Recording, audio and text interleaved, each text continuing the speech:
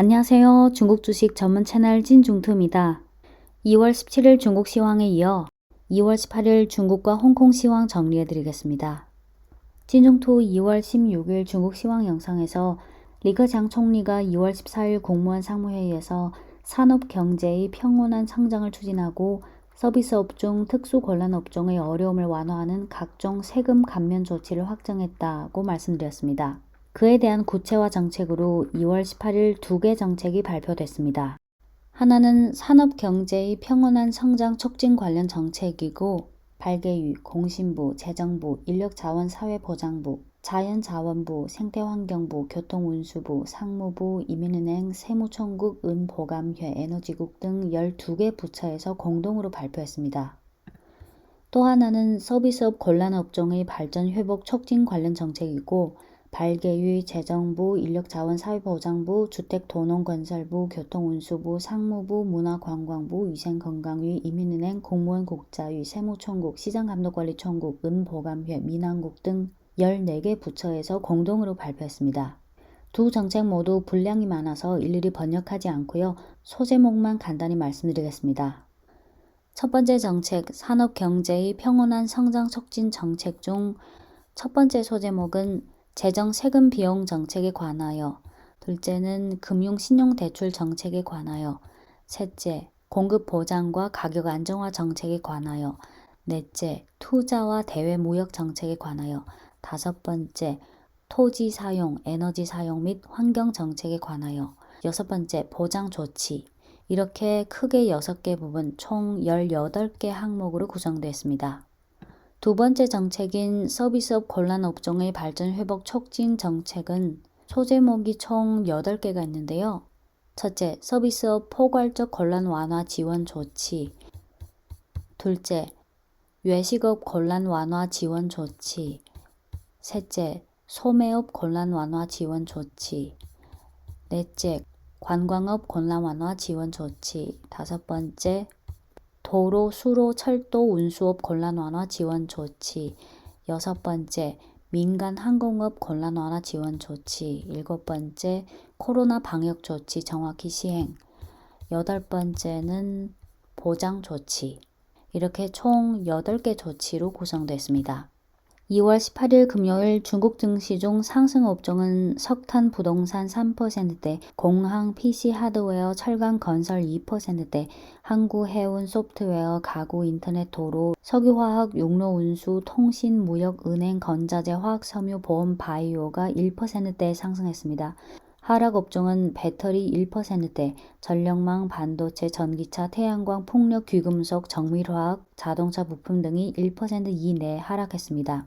이어서 이번 주 중국 증시 거래 대금을 보면 상해종합지수 월, 화, 수, 목, 금, 심천성분지수 월, 화, 수, 목, 금, CSI 300지수 월, 화, 수, 목, 금, 심천창업판지수 월, 화, 수, 목, 금, 상해과창 50지수 월, 화, 수, 목, 금. 전반적으로 거래 대금이 늘어나지 못하고 있는 상황입니다. 2월 18일 테마주 중 상승폭이 가장 큰 업종은 IDC 업종인데요. 18일 5%대 상승했습니다. 참고로 IDC는 인터넷 데이터 센터의 약자로 기업의 전산 시설을 위탁하는 것입니다. 즉 서버를 한데 모아서 집중시킬 필요가 있을 때 설립하는 시설이죠.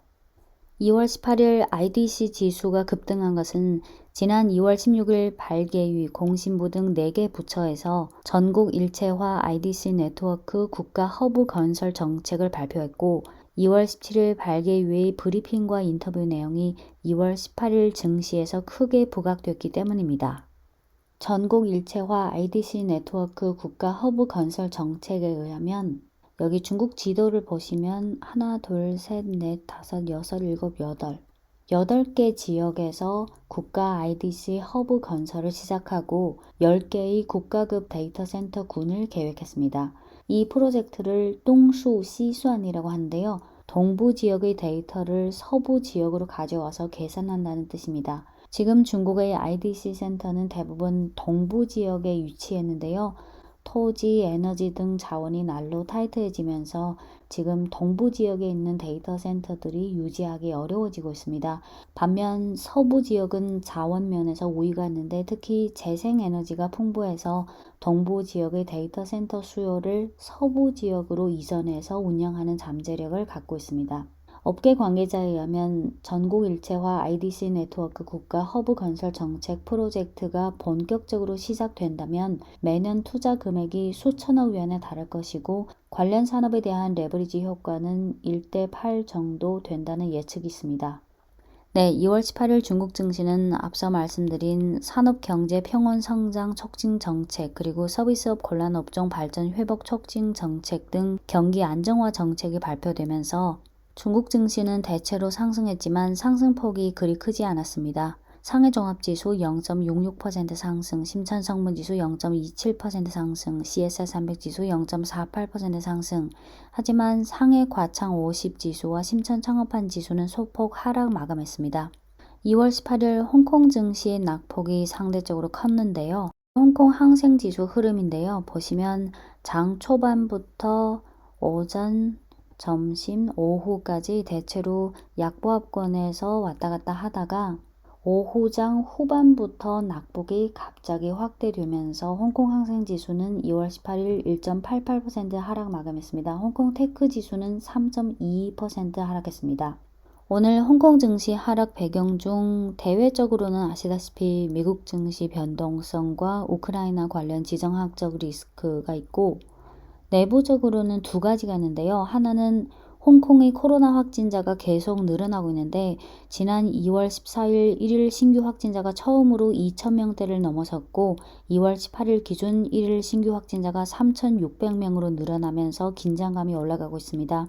둘째는 18일 장중에 어떤 소식이 나왔냐면 최근 일부 불법자들이 메타버스에 대한 시장의 열기를 빌어서 이익을 얻으려고 메타버스 투자 프로젝트, 메타버스 밸류체인 등 명목으로 자금을 흡수하거나 불법 자금 모집, 편취 등 범죄 행위를 하는 현상들이 나타나는데 이런 행위에 대해 은보감위에서 이런 수법과 리스크에 대해 경계할 필요가 있다고 권고했다고 합니다.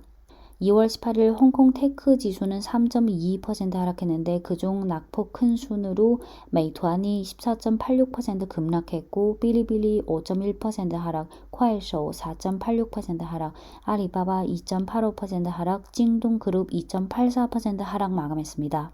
네, 지금까지 중국 주식 전문 채널 찐중투였습니다.